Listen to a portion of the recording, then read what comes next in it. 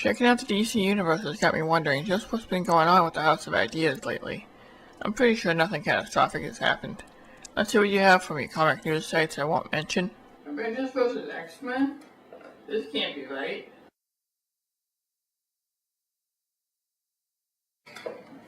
Nah, seriously, this has to be some kind of a bad joke. Let's see what the others have been saying about this.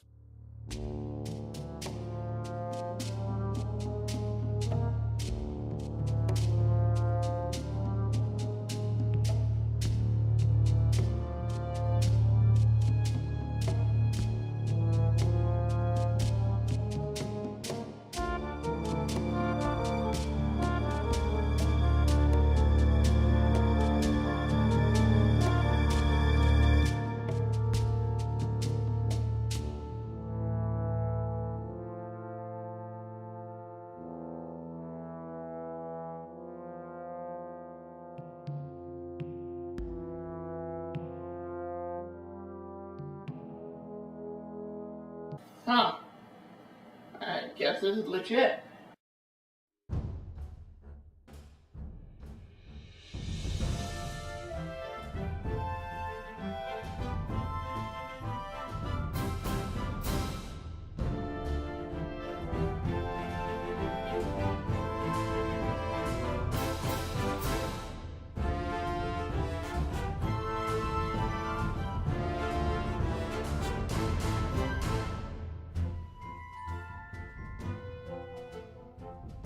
Crossovers have happened in comics since the very beginning of the industry. People have always wanted to see Superman team up with Batman or some other characters because they thought it'd be cool.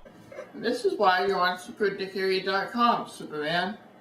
The big company did crossover events to show readers that there was a great sense of unity with the characters that they were writing. The powers that be also wanted to show that the characters all existed in the same reality. Marvel Comics, of course, took the ball and ran with it and produced many, many good crossovers. Today I'll be talking about my personal favorite crossovers from the Marvel Universe, so you can decide that for every bad crossover there are some good ones that are worth looking into.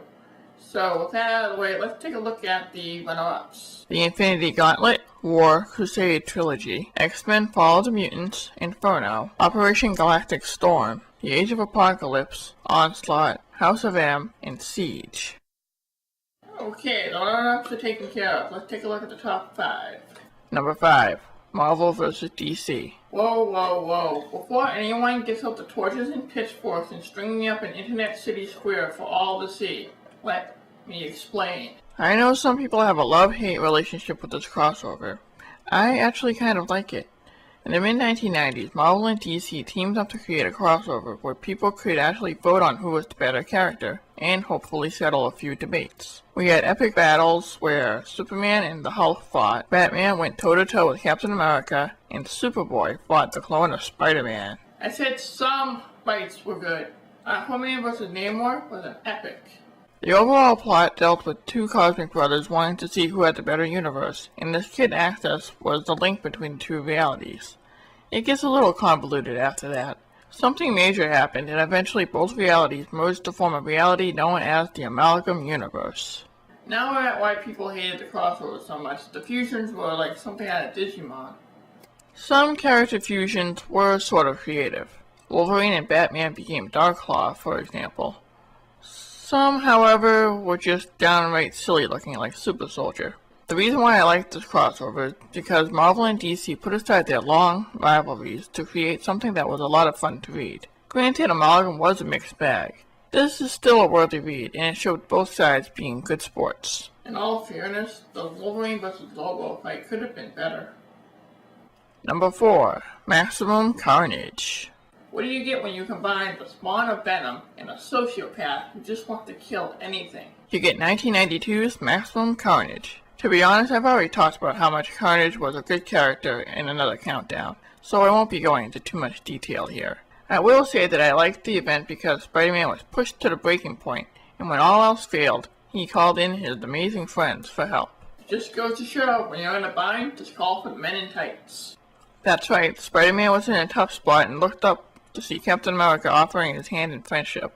The crossover showed that while Spidey was hated by the public then, thanks to Jolly Jonah, The superhero community rallied behind their friend and put Carnage and his crew out of business and saved New York City from certain doom. In the story, Spider-Man thought it would be best to handle Carnage by himself since he had a hand in creating it. After all, he'd brought the original symbiote to Earth. Foreshadowing. Meanwhile, Carnage was running around with a group of supervillains who also wanted to spread chaos throughout New York City. Why? Honestly, it's because he just felt like it. Seriously, what made Carnage a villain was that he just didn't care about who he killed or what he was going to do.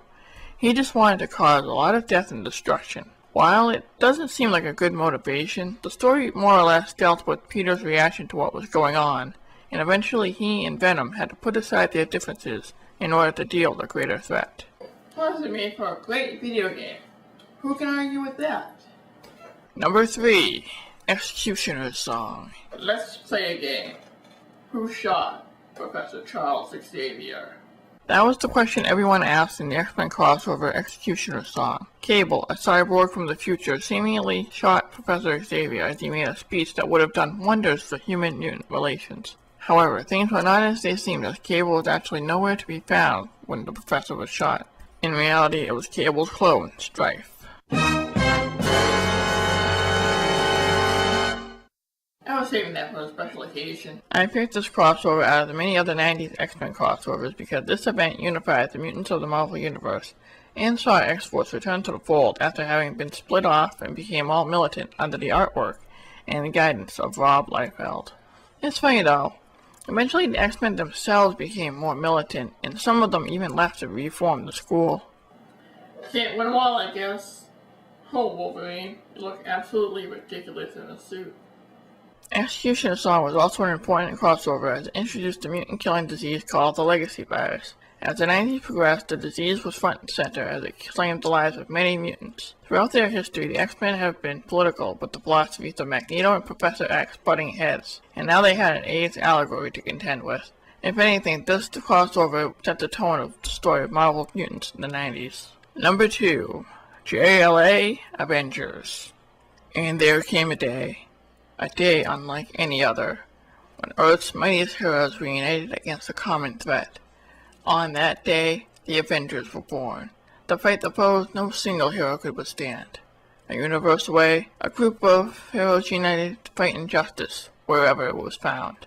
Together, both teams represented the best that their worlds had to offer. They are their world's greatest heroes. I don't think I have to explain how awesome this meeting sounds, do I? I didn't think so. In case I do, I'll just sum it up. For a long time, penciler-writer George Perez worked on a story concept where the Avengers and Justice League would meet up and fight a common foe. There were many drafts dating back to the late 70s, and in the end, we got an epic 4-issue limited series in 2003. Good things come to those who wait. And wait. And wait. About 30 years. The story revolves around a cosmic game of chess played by an exiled Owen named Krona and a man known only as the Grand Master. I swear, cosmic entities need to have silly names to lull people into a false sense of security. Anyway, the Grand Master wanted to save his universe, and the Krona wanted the Grand Master to lead him to Galactus. They settled this over a game of chess, and our heroes get involved in some serious hijinks. Okay, so it sounds a little crazy. I'm not going to lie. There's still plenty of great moments in the story. Plus, can you imagine Superman wielding Captain America's shield and Thor's hammer at the same time? Artwork aside, the story is well told as we go through the histories of both teams and see what makes them tick. You have to wonder, did they fight at first? It wouldn't be a superhero crossover if the teams didn't fight. It's still a fun read, and even though there are a lot of characters in the story, each one gets a chance to show readers old and new what exactly they're about. Seeing both teams on the same page kind of sparks the imagination, and that's what makes this story so great. Number 1. The Secret Wars. I am from beyond. Slay your enemies, and all you desire will be yours. That was the opening of the greatest Marvel crossover event ever told. An alien known only as the Beyonder took several heroes and villains from Earth to a world that was placed together in a blink of an eye. There, they were told to fight for a prize that no one could have ever dreamed of. With that in mind, the power-hungry Dr. Doom did his best to try to beat Earth's mightiest heroes, and believe it or not, he actually succeeded. However, his arrogance got the better of him, and in the end, his defeat was inevitable. Alright, now I get to sum up what exactly made this crossover so memorable. The top 6 changes brought on by the Secret Wars. Number 6. She-Hulk joins the Fantastic Four. Number 5. The Thing stays behind on Battleworld, as he found out that he could change form from Bang Grim into the Thing at will. Number 4. A new Spider-Woman was introduced, who would later join the ranks of the Avengers. Number 3. Colossus and Shadowcat break up for the first time. Number 2. The West Coast Avengers were formed. And finally, number 1. Spider-Man gets an alien costume that would one day become Venom. As you can see, there was a lot of long-lasting effects from the Secret Wars. It was like the Crisis on Infinite Earths for the Marvel Universe. Except for the first reboot. Even if the sequels totally sucked. Shake that groove thing, Beyonder. I'm pretty sure Galactus is laughing at that silly outfit. With these crossovers, we can see what works and what doesn't. If you want a crossover, make sure that there's plenty of character development, a compelling story, and most importantly, hi.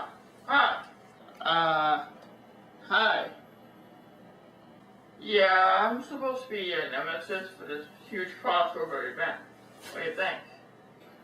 So, what do you do aside from look like the love child of Kane and a member of KISS? Well, like, horribly deformed under my mask. That's not very threatening. I suppose not. Hey, what if you were to get all your friends together and I can fight you over a magical glove or something? I'd say you've been watching way too many videos on the internet. Okay, what if... I think I've had enough of you and enough of crossovers altogether. And you know what? It's a shame because these crossovers I've mentioned are pretty good. Well, JLB, I guess. Oh no, wait! No more crossovers. I hope that was the last I see of that guy. He looked really warm in that outfit. As for the crossovers, I still maintain that these are really good and you should check them out today. As for Avengers vs. X-Men, I am going to have a wait-and-see policy. I may even review them if time permits and all that. Anyway, I will see you all in the funny pages.